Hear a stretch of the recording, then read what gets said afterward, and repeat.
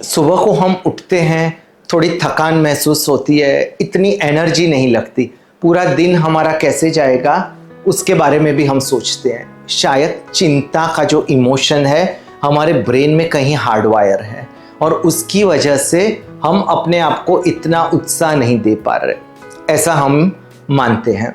Stress का एक emotion है ना, खुशी का एक इमोशन है, दुख का एक इमोशन है, और ये सब इमोशंस हमें अलग अलग वक्त पर आते हैं। कुछ लोगों के अंदर गुस्सा बहुत होता है, तो क्या एक गुस्से का भी इमोशन है? ऐसा माना जाता था कि इमोशंस हमारे ब्रेन में कहीं हार्ड वायर्ड हैं, और कोई इंसान है ज़्यादा गुस्से वाला है, कोई ज़्यादा हंसमुख है, हंसता रहता है, कोई इंसान ऐसे हैं जो मजाकिया है, एक ह्यूमर का भी इमोशन है। लेकिन रिसर्च के बाद कुछ बहुत बहुत अद्भुत बातें बाहर आई, आश्चर्यजनक बातें बाहर आई कि ऐसा कोई चीज़ नहीं है हमारे ब्रेन के अंदर कि जो हम कह सकें कि इमोशन सर्किट है, फियर सर्किट है ना, कि हैप्पीनेस का सर्किट है। ऐसा कोई सर्किट नहीं, ऐसा कुछ ब्रेन के अंदर जमा नहीं है कि जिसकी वजह से हम कह सकें कि ये इंसान बहुत गुस्से वाला है, इसके अंदर गुस्से का इमोशन ज़्यादा है। ऐसा पाया गया कि ये इमोशंस जो हैं वो हमारे पास्ट, भूतकाल के अनुभवों के हिसाब से हमारा ब्रेन अनुमान लगाता है, प्रिडिक्शंस जिसे कहते हैं, और उसी हिसाब से हमारा जो भी हमको विचार आते हैं और फिर हम उसे लेबल दे देते हैं इमोशन, है ना। बहुत ये बड़ी जो उपलब्धि है विज्ञान की, वो कह सकते हैं। और ये भी आपने सुना होगा कि अभी विज्ञान ने ऐसा भी प्रूव किया कि हमारे ब्रेन के अंदर चेंजेस आ सकते हैं, न्यूरोप्लास्टिसिटी जिसे कहते हैं, कि अपने ब्रेन को ट्रेनिंग दी, सही विचार बार बार दोहराए, सही हैबिट्स अपने लाइफ में अगर आप लेके आए तो आपके ब्रेन में भी चेंजेस आ सकते हैं। तो ये जो हमारी पूर्व विचारधारा है उससे ये काफ़ी विपरीत है कि ये इंसान बहुत गुस्से वाला है। अभी ऐसा मानना शायद मॉडर्न जो विज्ञान है उसके हिसाब से ठीक नहीं। कि एग्जाम्पल मैं आपको बताता हूँ कि एक कंपनी थी, उसमें एक एम्प्लॉय के बारे में, एक कर्मचारी के बारे में टॉप मैनेजमेंट ने खराब रिव्यू दिया। तो एक मैनेजर आता है उस कर्मचारी का, उसको रूम में लेके जाता है, उसको समझाता है अलग अलग बातें कि तूने ऐसा क्या किया, ऐसा करना चाहिए था। तब जो कर्मचारी था ऐसे ही बैठा रहा, उसके मुंह पे कोई इमोशन नहीं।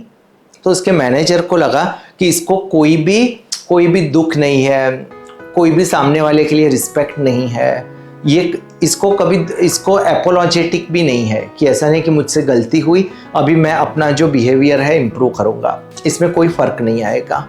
क्योंकि उसको लगा कि उसका जो चेहरा है, उसके इमोशंस इसने पढ़ लिए हैं मैनेजर ने, और उसके हिसाब से उसने रिव्यू दे दिया। लेकिन सच्चाई कुछ और थी। सच्चाई ये थी कि वो जो कर्मचारी था वो घबरा गया था। उसको बचपन में सिखाया गया था कि कोई अगर आपको कुछ कहता है तो बस अगर आप हाँ करोगे या एपोलॉजी दोगे, इससे आपको वीकनेस साबित होगी, है ना। इसलिए वो चुप बैठा रहा। तो इससे ये पता चलता है कि किसी के चेहरे से हम इमोशंस नहीं पढ़ सकते, और ये इमोशंस है हमारे ब्रेन में कहीं स्टोर नहीं है ना। इस पे काम किया जाता है, और ये सबसे बड़ा भ्रम है। जैसे मैंने कहा कि इमोशंस लोगों के साथ चिपके हुए होते हैं, है ना।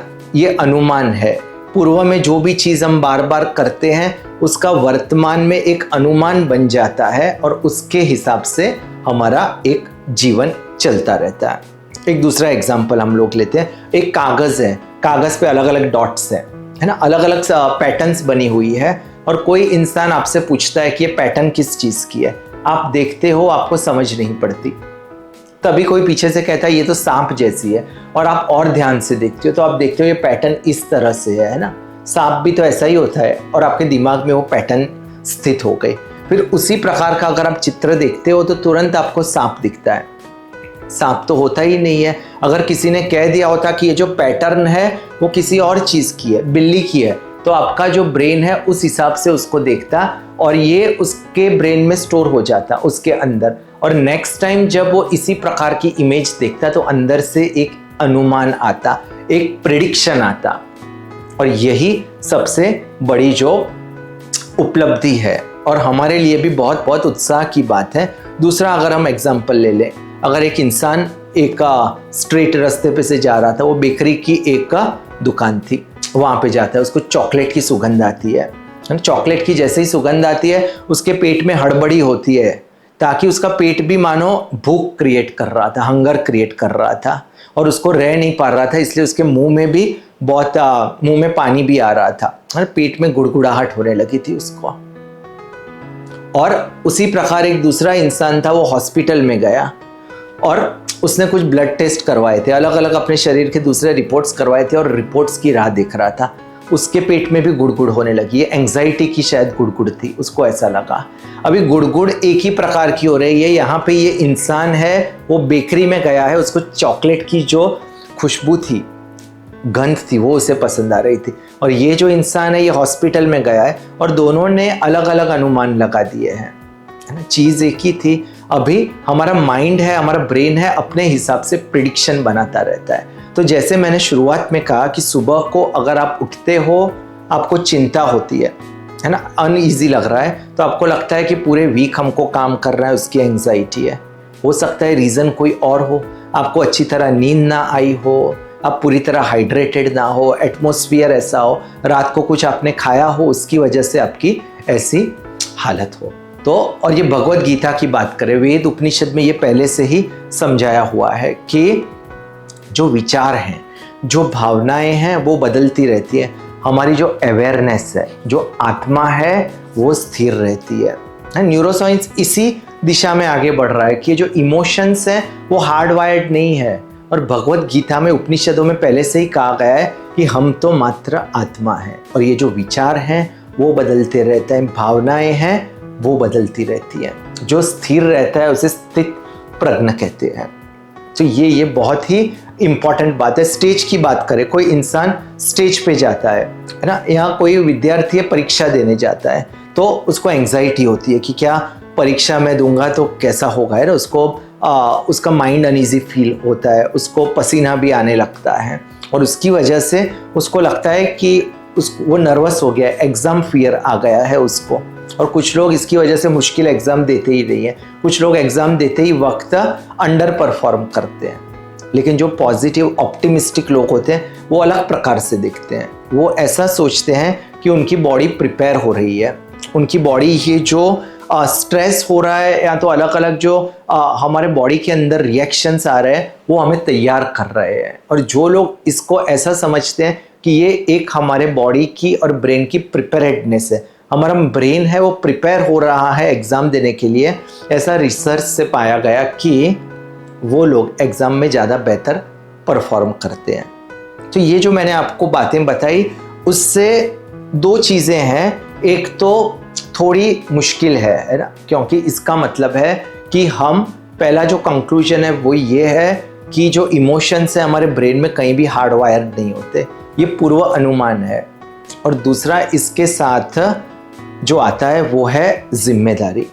अभी आपको ये याद रखना है कि जो आप आज सोचते हो वो कल का एक अनुमान बन जाएगा। इसलिए जो बात आप बार बार सोचते रहोगे, आपके ब्रेन के अंदर उस प्रकार के चेंजेस आएंगे, और कल का जो अनुमान होगा वो इसी प्रकार का होगा। इसलिए हमारी जिम्मेदारी अभी बढ़ जाती है, हमारे विचारों पर हमारी जिम्मेदारी बढ़ जाती है। कोई भी अनकंफर्टेबल सिचुएशन आती है तो ऐसा मत कहिए कि ये बहुत मुश्किल है, मैं घबरा गया हूँ, मुझे प्रॉब्लम है। बस ऐसा कहिए, एक अनकंफर्टेबल सिचुएशन आ रही है, और फिर वो चली जाएगी। ऐसा मत कहिए कि मुझे गुस्सा आया है, ऐसा कहिए गुस्से की एक भावना आई है, और उस वक्त आप, जैसे भगवत गीता में कहा है, स्थित प्रज्ञ रहिए, है ना। तो आपके ब्रेन में वो नेगेटिव चीज़ें नहीं चली जाएंगी जो कल का पूर्वानुमान बन जाएगा। ठीक है, तो आशा करता हूँ ये बात आपको सही लगी होगी, आप भी मेहनत करोगे अपने इमोशंस पे, और डेफिनेटली इससे आपको लाभ मिलेगा। इस वीडियो को शेयर कीजिए ताकि ज़्यादा से ज़्यादा लोग इसको समझ पाएँ और इससे लाभ ले पाएँ।